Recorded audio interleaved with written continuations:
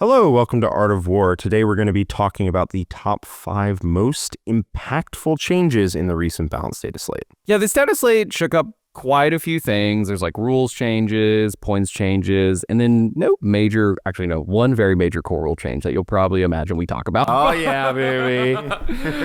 So there's going to be kind of like some broad strokes in this one. For instance, some armies got buffed. We're going to talk about a few different armies and stuff like that. But in general, I think the game is moving in a better place now. Yeah. I think it's a lot better than it was. I'm a lot more excited for the next 3 months than I was about the past 3 months. So that's always a good step. You can see that actually in the Challengers Cup, which for us is coming up and for you will have already happened. That's true, yeah. Yes, where there's a lot of armies that people are taking. And that represents a field that's pretty wide open. Yeah, the game diversity is huge now. The Night Menace is still kind of existing, but not nearly to the degree it was. Death Guard is still an amazing army. Still pretty good, but less good. You know, less good than it was, but not because of the slate. That's already because of the early quote-unquote slate we got for Death Guard, right? No changes for Death Guard on this one, so... Death Guard are chill, they're fine, they're not going to be part of this. Clearly everything's fine. Good. All right, let's go ahead and start at number 5. This is probably going to be the most negative tone of the video. Yes. Yeah, so Thousand Suns and Host of Ascension GSC getting shotgunned. Yeah, it's pretty bad, man, for those armies. T-Suns, I'm not as much of a T-Suns player, right? Yeah. But it seems pretty bad. And then Hosts of Ascension got just held under the toilet water and they just flushed the toilet a bunch of times. The GSC changes were really aggressive. So how Thousand Suns and GSC each got nerfed were a little different from each other. So GSC got some core rules nerfs that are going to be like impactful. Right? I would say a lot of their pivotal rules that Hosts of Ascension used are just gone, either non-functional or just gone. Yeah, so the one strat, the crit 5 strat, got moved to 2 CP now. 2 CP. As well as they lost the reroll hits on one of their characters. Yes, so I can give it to you. The Primus is now +1 to hit, not full rerolls to hit, which is significantly worse because that unit, when it came down, was going for crit 5s, sustained, lethal, and then it would full rerolls to hit. And that's how that army did like its devastating damage. +1 to hit means that unit hits like half as hard as it used to. And if you don't have the giant hammer that comes down and shoots, it's a real problem for that list. In addition, the crit 5s is 2 CP now, which is very expensive.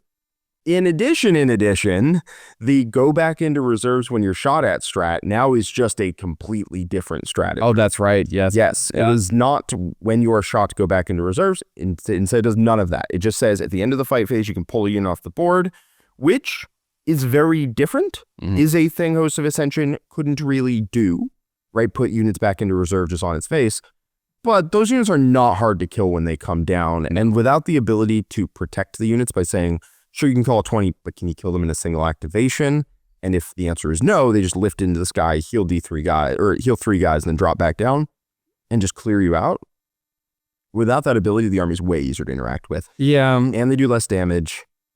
And the list went up like 20 points. So their damage ceiling is like gone, right? And that's going to be a pretty big deal. Now, GSC is the army that doesn't seem to ever go away this edition. So like maybe we're going to see the resurgence of another build at this point. But this one looked rough. Host of Ascension is really feeling it. I think other GSC detachments, like Outlander Claw sometimes still appears, right? Biosanctic actually receives some significant buffs in this one. Yes, I think Biosanctic would be the way I'd be looking at to go forward. I don't think GSC are bad, but if you really like Host of Ascension, you're not going to be happy about this. Probably not. And then the other army, Thousand Suns, they got points hammered really aggressively, like wildly aggressively. Most of the good Thousand Suns lists, or like the tournament list, went up around 180 points. And that was an army that already was, its weak point was it didn't have a lot of units. Exactly, right? And had some more than some Death Guard and Knight lists. Yeah. Which is crazy. Like, that's crazy. Thousand Suns were performing well.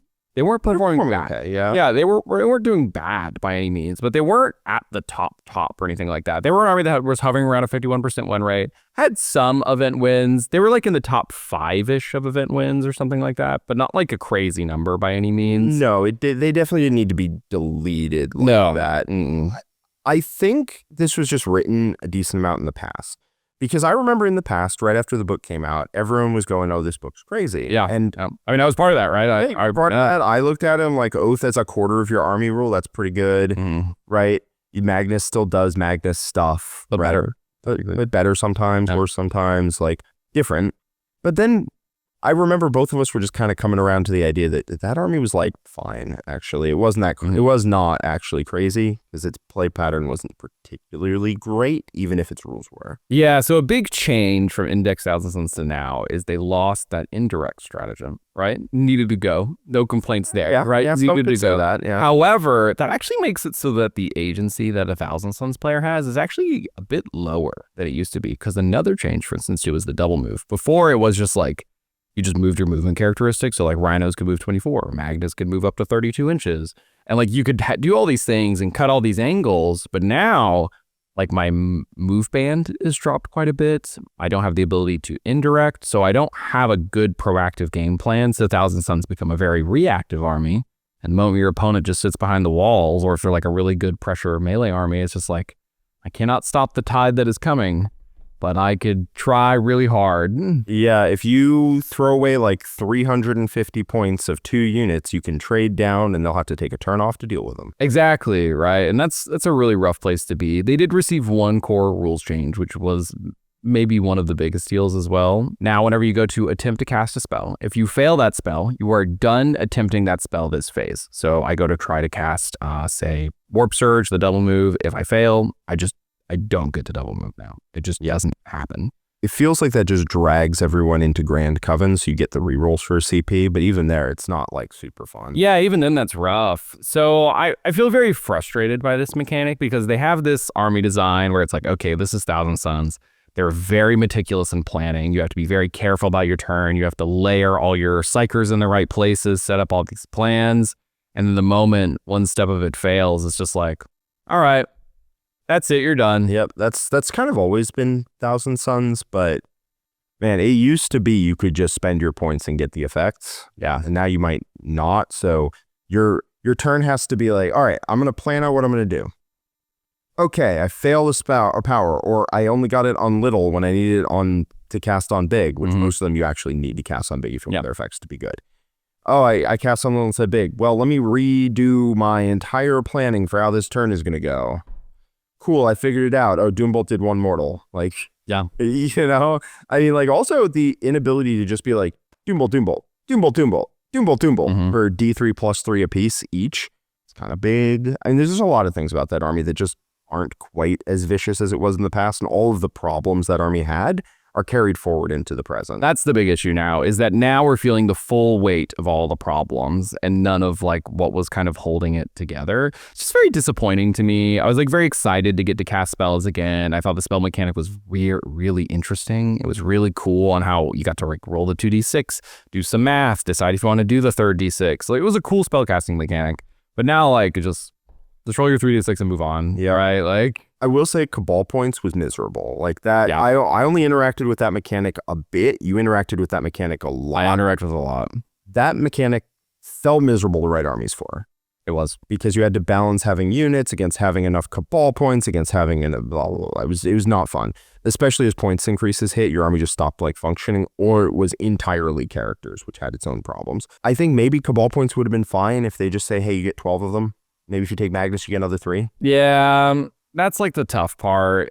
It was really awkward that we got pushed into this new, like, it is variable, right? It is a variance now army rule. And if you ever hit the bad variance, you just don't get an army rule. And that just, I don't know, it just feels bad. I really think we're going to have to really look at this army in the next data slate, because the early win rates from this past weekend were bad.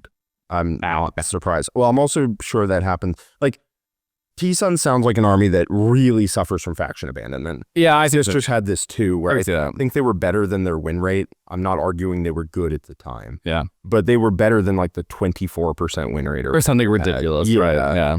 And like only Agents is really that bad. But if all the good players go to greener pastures, the win rate's going to plummet. I think so too. I'm sure if you are a very good Thousand Suns player, you can make it work. I mean, that's what being a good player is, right?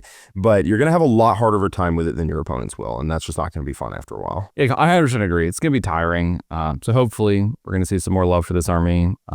Very disappointing right now. Very big change. I think they're definitely going to be taken out of the meta for a minute now. I do think that three of our next four are changes that we're going to talk about are ones we're going to be happy about. Yeah, I think so too. All right, number 4, we're going to talk about 3 armies that were buffed. One of our favorites, or 2 of our favorites. That's right. Each of us have a favorite army that was buffed. That's right. And then also AdMech. AdMech, boo Richard Zuler. I hate playing into AdMech. It's so annoying and miserable and grindy. So AdMech received some rules changes as well as some points changes. Honestly, mostly points nerfs, funny enough. But their rules are significantly better now. Got a lot better. Iron Striders picked up Twin Linked. Call got better rules as well as a better gun, which is cool. Yep. And then Rust Stalkers went to damage 2 and lost like an damage. attack or something. Yeah, I think they traded 1 attack for damage 2, which is like a perfectly fine trade. Yeah, that's much better. Yeah. So the army just does more damage. Like AdMech, since the start of the edition, has always had a damage issue. Right. Which has been really weird because they have the weird Archaeotech guns that, kill you and put a shadow of you on the wall or whatever. They've always had the weird zap guns and big lasers and cool gears and mechanics, and then they shoot you and you die. Yep. Right. Maybe in 9th edition, a little too much of that. It was too much in 9th edition. A little too much. A little too much of that. But in 10th edition, when they got their codex, their army just didn't do anything, and they've been recovering from it ever since. So this is cool. Their guns should do something. In fact, they do things now. That army is very good. I think that army is very good now. Yeah, I actually think it's really strong. I very recently played Richard, at least. And man, that guy ripped me up.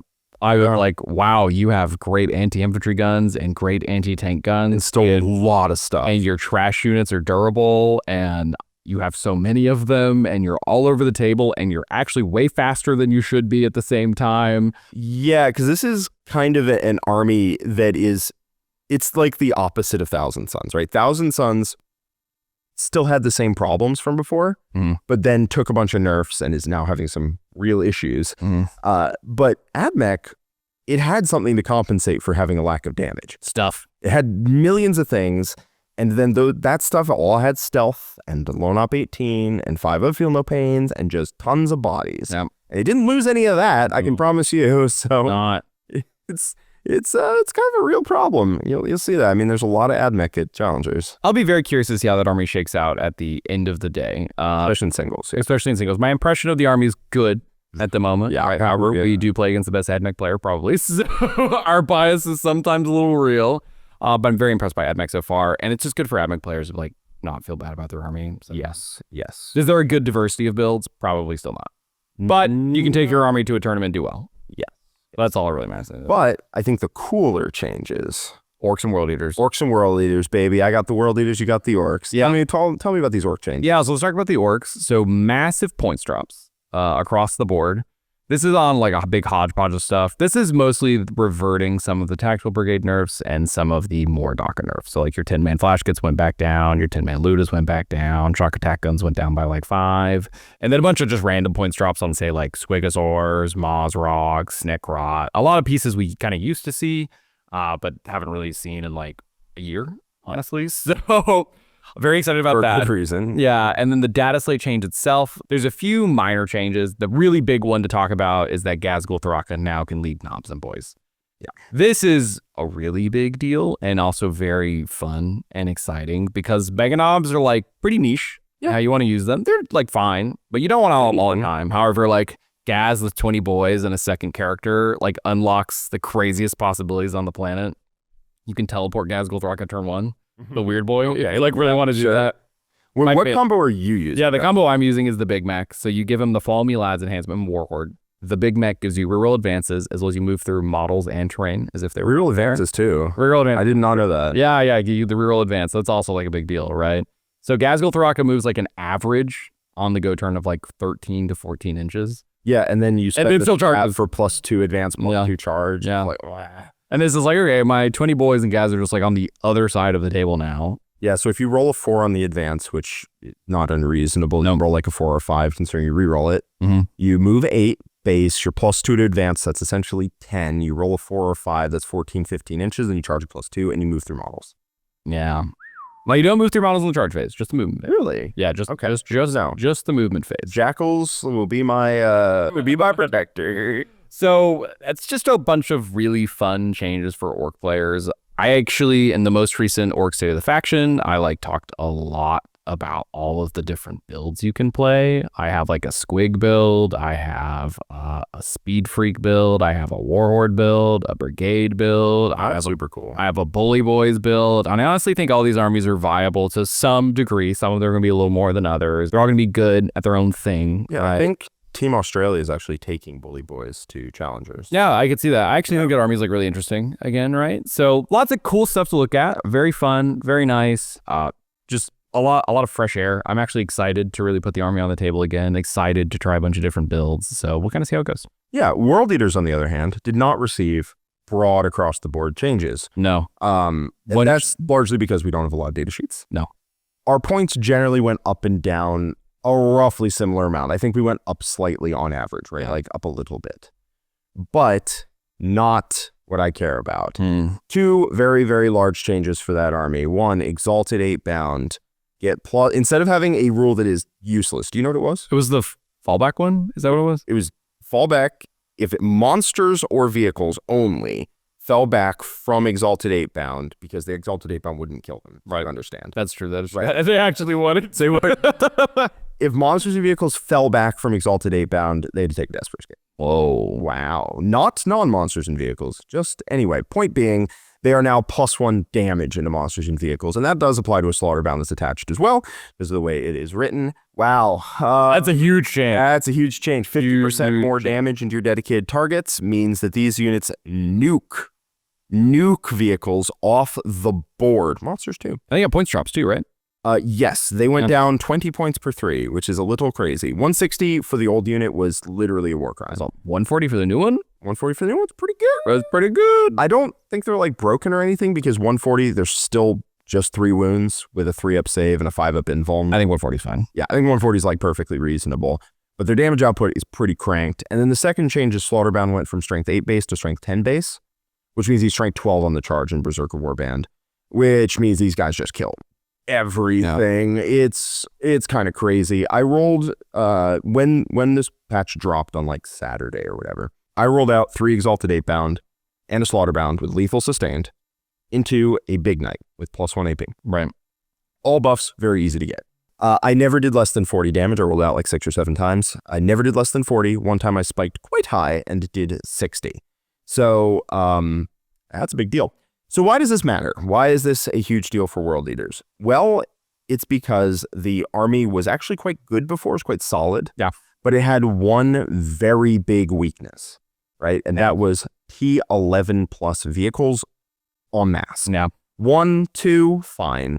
But like 3+ Big Knights, not fine. Everything was strength 10 in that army, and you just couldn't kill them. You could kill the first one with Karn and 10 guys, and then after that, it was time to die. And that sucked. That was really bad, especially in a Knights meta. If you took this army to singles, it was just... You could just hit a bad matchup. And you just hit like 5 Knights, and you runs over. Yeah, can't deal with it. You could take some stopgaps. Take Angron, who told you he was good at it. You could take a Mauler Fiend or 2, who told you they were good at it, but they weren't. They were lying to you. Angron and the Mauler Fiend have no rerolls. That is true, actually. The Mauler Fiend just doesn't get a Big Knight on average. I've rolled it out a bunch. I've mathed it out. Doesn't get one. That's kind of crazy, actually. Angron should, but has no rerolls. And so largely... Sometimes variance happens, or if they have an invuln, he just doesn't. Yep. Right? And so what that means is you don't really have an answer to this problem. Now you do. This unit will rapid ingress deep strike first off, so this gives us a very good... I forget they have deep strike, yeah. They have deep strike, and they give it to their... The Slaughterbound has deep strike. Oh, they do give it... So the Slaughterbound has the rule where if he joins regular 8-bound, he gains Scout, and if he joins Exalted 8-bound, he gains deep strike. Sick, okay. Yeah. So now you have a unit that can just come out of reserves and just walk up and just kill it. Just flip it on its head. I like that a lot. Yeah. Rapid ingressing that unit is really good. So it just takes an army that is pretty well rounded, but has one giant hole in it, and it just patches that hole. And now it's just a pretty good army. I like that. This was my impression too when they made this change, is that the one major weakness that World Eaters had was just fixed now, and that the army was just going to be just great. Yeah, it's a very good army right now. Top 5, I would say, pretty confidently. Yeah, I think so too. It might be even like top 3 to top. Could be. I don't think top 2-ish or anything like that. It might be. I think top 1, 2, and 2 are like Eldar, which we'll get to. And then 2, I think, would be the new Space Marine detachment. Oh, Raven Guard. Yes. Yeah. And then 3 is like, are you Votan? Are you World Eaters? Who knows? Yeah, it could be. We're still waiting to see. The jury is very much out on this meta, which is cool. Usually metas get solved pretty quick these days, but I'll be honest. We went to an event this last weekend, and I was like, man, this is a weird meta. I can play like anything, and I don't even know what it's going to look like at the moment, right? Like Challengers Cup, people aren't really like solved on what they're taking. Like there's a lot of different armies, a lot of different team comps. I think it's really cool. So I'm taking one specific World Leaders list, me with Brian Doherty, and also Morgan Timpey from local Florida Knights crew. I think it's very, very good, and I'm excited to play it, right? It solves all the problems that I had. Originally, my pairings were like, don't pair me into Big Knights and don't pair me into Eldar.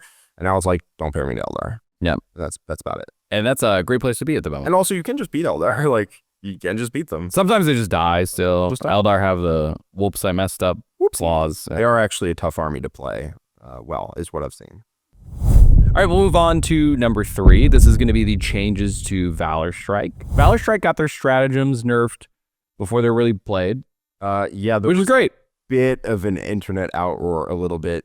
There was a spirited discussion as to whether knights should even exist as an army. Yes, I remember seeing that quite a bit. Yeah. Nobody was happy on that discussion. No, it was not. My stance is that I think knights shouldn't have been made in the first place, but now that they are made, they need to be supported like a real. They're just here. Yeah, they're just here to stay. That's fine. They just require a lot of work to be balanced correctly. Valor Strike was a potential big miss, right? So the big combo is that these stratagems targeted 3 knights, and then you could make 3 knights just like appear in your opponent's deployment zone through various means of like advance and shooting, plus movement based stuff, and they move those right so fast, ridiculously fast. They move through terrain, and you just like couldn't actually really do much about it because like also towering keywords. So sometimes they just like touch through in the center of the table and then just shoot in your deployment zone anyway. Yep. So turn 1, these units would go, if you add all the buffs together, 17 plus a re-rolling d6. Yeah, that sounds about right. That sounds right. I could somewhere around there. I could be missing a point or 2 in there. So 3 major knights could just appear into your deployment zone turn 1, and then sometimes the game would just end. Yep. The big issue with this, honestly, is that like, so everyone has the argument of like, oh, but like you got to be prepared for this. You got to show up your tournament. Yeah, but like, guys, the average player does not deserve to be bullied by like 3 knights appearing in their deployment zone. Like that's not fun for anyone involved, right? Like negative play experiences. Right. Out of control. That would have been terrible. You know what this reminds me of? 7th edition. 7th edition used to take 3 knights, put them on a piece of terrain. 7th edition. Spin the terrain around with the knights staying where they are. So they would just pivot around the terrain, and then you would push the terrain 12 inches. So these knights would walk up onto a piece of terrain and then get shuttled like 20 inches downfield, and then they would just charge your opponent. That's what it feels like, right? Because they would... That's actually not that far off. Not that far off. Unironically, not that far off. Yeah. That was a big negative play experience. Can you beat Valor Strike? Yes, you could. You could have beaten Valor Strike. They lost a bunch of stuff. One, if you take a defender, you take a bunch of defenders, you're not really defending yourself in combat, can't interrupt or anything. You don't have the 6-up, feel no pain, blah, blah, blah. You could beat it. But also, you could just lose to it. And it doesn't matter if you're ready for it or not. You could just lose to it. And I also think you shouldn't have to be ready for 3 knights moving 23 inches and shooting you. 100%. Yeah. I think this is one of those things where technically was it maybe too good potentially, but this was really nerfed because this was not going to be fun for anyone involved. I'm very happy to see changes like this. I am more than happy to let GW be adventurous and hit things before they ruin the game for 3 months, right? Like, yes, or more, because they love to release the book, and then 2 months later, there's a balance patch, and like, well, we haven't gotten enough information yet. They don't do any changes, and then another 3 months go by and it gets changed. Imagine the past 3 months if like Death Guard had just been like, oh man, we messed up. All right, rewind time, because they went through a data slate and received no changes on the first hit, right? Or I mean, another great example could be like when Mordaka got shown and it was like, whoa, guys, whoa, stop. And instead they just immediately went, okay, let's just fix this before it's a problem. And then it was fine, right? So very happy to see this. This is a great philosophy, great change in mindset. So awesome change. Yes. Was not looking forward to another 5 months of having to play into knights over and over and over and over again. Now that they have decided to open Pandora's box, like in 8th edition or whatever, of including knights as a standalone army, whenever that was, I forget. They decided to open that balanced nightmare way in the past. Now that they've done that, you can't put it back in the box. Gotta tame it. You gotta just try and balance that army, even though it's really hard to do. Either it's bad or it's too good. Knights. But they preemptively changed something that was going to wreck the game for a while. I think Knights are going to be fine. I think that's going to be totally fine. Their representation is still kind of high, but I think they're going to be okay at the end of the day. Yeah, everyone has a Knights army. It's like super easy to get them. They look really cool. If they're good, people bring them out. But I don't think it's going to be a big deal. Not going to be a big deal. Okay, before we move on to number 2, I just want to tell you guys about the War Room. Down in the description below, there is a link to the warroom.vhx.tv, which is a bit of a mouthful, but that's why we included your helpful link. There is a 3-day free trial you can check out. You can see all of the videos we have up. We have a lot of coverage of the latest balanced slate if you want to know where you're at. But we also have a lot of evergreen content as well, talking about the game, talking about how you play the various missions. Jack Theory, I'm very proud of, is a series where we just go over how to play 40K well in ways that don't change patch to patch. So if you go ahead and check that out, I'm sure you'll find some videos that you love. And as well, as I mentioned before, that State of the Faction Orcs, some of the big changes for armies are actually getting whole videos dedicated to them, talking about new builds, what should you do with the current meta, what are some of the upcoming armies you can expect to play against, as well as a bunch of lists for the current meta, right? So for instance, for the most recent Orc one, I think I included 5 detachments to talk about, right? Which is really quite cool. That's a lot. Yeah, I feel like we'll get one for AdMech. We'll probably get one for what to do with your Thousand Sons army now. And some other big changes like that. But that's all going to be in the War Room, guys. So check it out. All right, number 2 is going to be Eldar. Now, this is going to seem funny because this army got little to no changes. Very few, actually. Yeah, I would call this a change because they decided to not change something I think needed to change very badly. Yeah. This is a huge miss. Eldar are amazing right now. Eldar are just cracked. Yeah. Like, I don't understand the sentiment that there is an idea out there that Eldar are only good because Knights were good and Eldar killed Knights. I disagree. I've played Eldar into a wide variety of armies, and it has felt like I'm just playing a different game of 40K. Like, it felt like I'm playing 11th edition, possibly 12th on people. They had no answer for the stuff I brought to the table. I moved too fast, I hit too hard, I had too many units, and I had too broken interactions. And some of that, in my opinion, had to change. Now, yes, the 10-man Swooping Hawk units went up a noticeable amount. That's about it, actually. My list, the Warhost list, I personally think is the best list in the game right now. Yeah, that list went up 5 points. It was at 1995. So it is just 1995 to 2000. I think that's a pretty huge miss. Let me put it this way. There are plenty of people who believe Eldar are fine. Are a fine army. Wrong. They're wrong, first off. Wrong. But there's nobody who has expressed that sentiment to me and then played a game into the Warhost and come out the other side thinking that. Yeah. That's just literally never happened. I've played it like 50 games so far, and every single time my opponent leaves going, how is this allowed? I was a certified Eldar hater. I thought that army was bad. And then I found out. Yeah. No, it's just crazy. It's just really good. I will say, Eldar did technically get nerfed on the one build that was running around. The 30 Swooping Hawk build that was kind of popular in Europe mostly, did take a significant nerf. That list went up 60-ish, maybe some more, because I think it was 20 for every 10, right? It's 20 for every 10, so it's 60, and then depends on how many of the Corsairs, I think. Yeah, so that can kind of vary some of the other nerfs, but that's a real nerf to that army, right? However, I mean, there were other very good builds. For instance, Jack's Warhost build that didn't change at all. Yeah. I think it's very funny my 1995 list went to 2K. Yeah. It's perfectly balanced now. I could have changed the Corsairs for Rangers, but I don't have to, and I don't want to. Nope. So, good. Again, there have been plenty of people who have said, I don't think Eldar are that great. And then I played them, and then they're on board. Yeah. They're on board with that. And I honestly think Eldar needed a pretty significant change.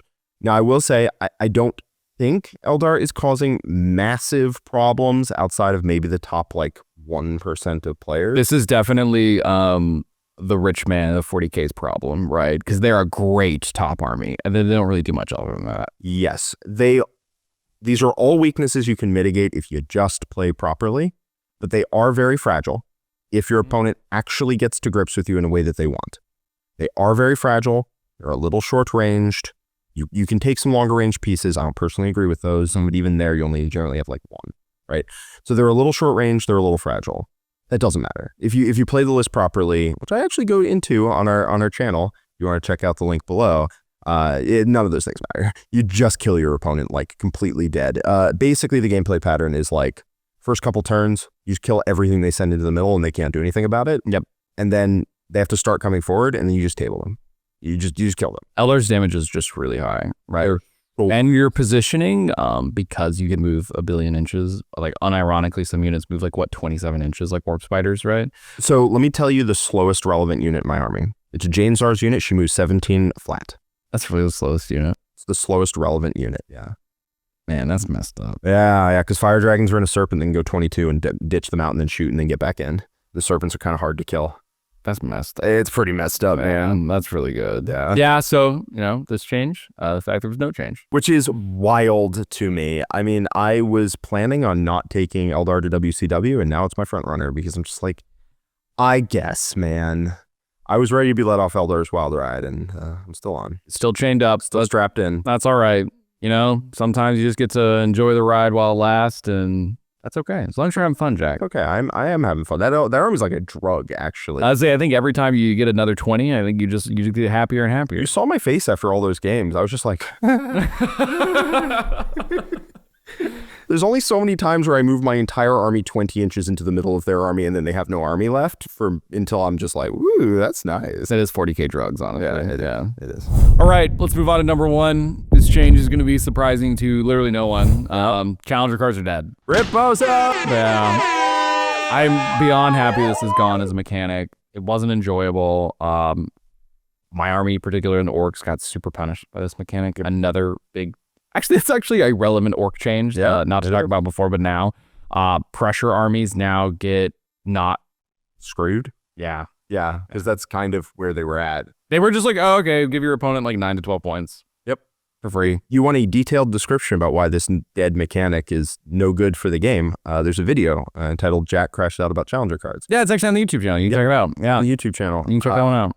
And they were just very bad for the game on a competitive level. There are all kinds of talk about, Challenger cards were intended to mitigate the randomness of secondary cards. No, they weren't. They were not. No, they weren't. Yeah. Maybe they did that sometimes, but that was not what they were intended to do. What they're intended to do is keep little Johnny feeling like he can still win the game. Yeah. That's all it was there for. And unfortunately, they were very heavily tilted towards the player who had second turn, which is just a purely random mechanic. Which is already really good at the moment, right? Going second is already good. Yes.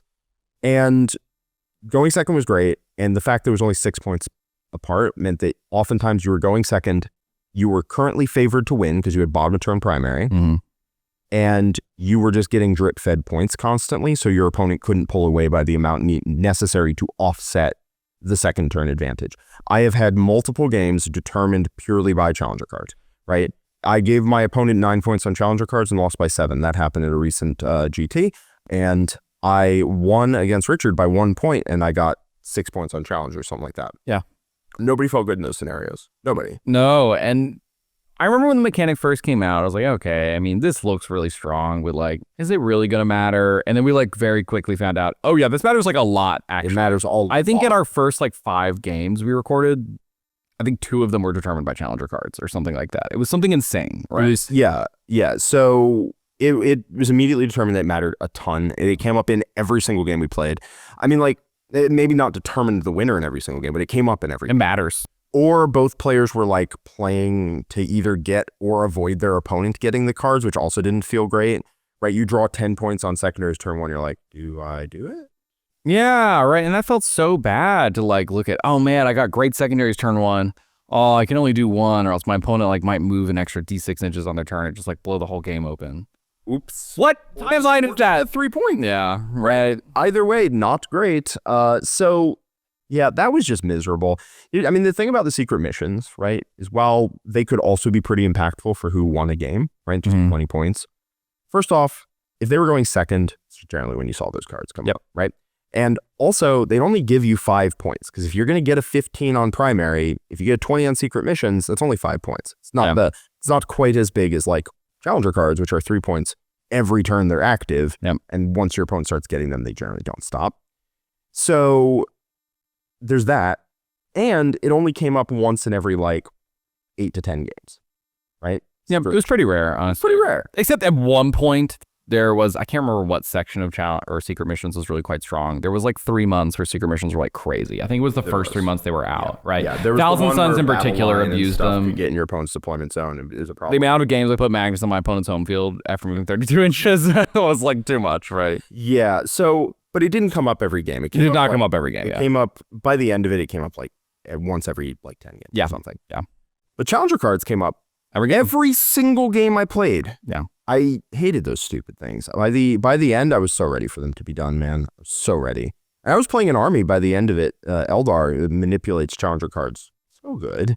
It does remit really well. I think that's like the big issue with it is that there were several moments where you could be losing the game and still just winning on like, and you get a challenger card and you get stronger and stronger and stronger while like at the same time just beating up your opponent. And that just felt terrible. I really felt this difference at Crucible this last weekend where I was like, man, there's no catch-up mechanic in the game at all right now. Yeah. Which like this is fine. The first time in a long time that it's been like that, which is really nice, right? I think we had 3 months in the past year where like the secret missions were really bad or there was just like no mechanic at all. I can't remember exactly. And then we got challenger cards right after that. So I think the game's in a much better place at the moment because of this. This is going to feel a lot better at your tournaments. It's going to feel a lot better at team events. Like you don't have to worry about challenger cards. You don't have to like do the mini game in your head anymore. I feel like we're back to some good old 40K. Yep. I played a game recently. I didn't have that. Well, I had the little itch in my head saying don't score too much. And I was like, oh, wait, no, it doesn't. It doesn't matter. I can just score the cards I can score. And I mean, I'm not saying that there shouldn't be some kind of mechanic to offset the variance of cards. I think cards have their own issues, but generally it's been smoothed out. Yep, I would agree. I think the deck is mostly fine. The deck's mostly fine, but that's not what challenger cards were. Challenger cards were not in place to do that. I think that's just reading into it what you want to see. It's ascribing to that mechanic something that you want it to be there for that reason, but it wasn't. I think if they want to do that, which again, I don't think is what they were doing, they could just do something like, hey, if you're down by a certain amount on secondary points, you just like draw 3 cards, discard 1, which I think would be fine if that's the goal. But if your goal is to make sure that everybody always feels like they're in the game, maybe make it like 20 points, man. Something where you are not coming back. That was my big issue with challenger cards, the 6-point threshold. I think challenger cards, if we had seen, say, like a 20-point threshold, would have like not really mattered. They wouldn't have really mattered, but there also isn't like an affirmative case for them being in the game, I think, on a competitive level. Nope, I don't think so either. I think they just shouldn't exist. We've moved on from them. And I feel much better for it. I'm much better for it. Yeah. I think that's going to wrap up all our changes today. It was a pretty impactful slate. Yeah. The game felt before pretty okay. Like the Knights, Death Guard, Chaos Knights meta was rough. Challenger cards sucked. It was awful. But generally, yeah, it wasn't great. It was awful. It was pretty bad. It was pretty bad. It was pretty bad meta. Honestly, nobody at Challengers actually wanted to play with old meta except some weird people. Yeah, once they put up the vote that we could play the new one, I was like, please release me. Let me out. I was so Knights, Chaos Knights everywhere. Yeah, I was like a big victim of the Knight Death Guard meta, to be honest with you, and it was really awful. I just went to every event and I just only played Knights and Death Guard, and I was fighting for my life every single game, like on top of dealing with challenger cards. Yeah, it just wasn't fun, honestly. I really wasn't having fun the past 3 months, to be honest. I really wasn't. I'm very excited to play the game again. Lots of cool changes, no challenger cards, game's in a great spot. Things gonna be fun. Yeah, meta's very open right now. It's very open to some rogue list coming out of nowhere and just being great too. I think so too. I think it's cool. Every now and then you get a meta where some ghost army can appear and it's like, actually, I'm the boogeyman. Well, hello. We'll see who it is, right? So, all right. And that is going to wrap us up for today, guys. Remember to like, comment, subscribe, check out the War Room if you're looking for more content from each of us. And past that, we will see you guys in the next one. Bye-bye. Later.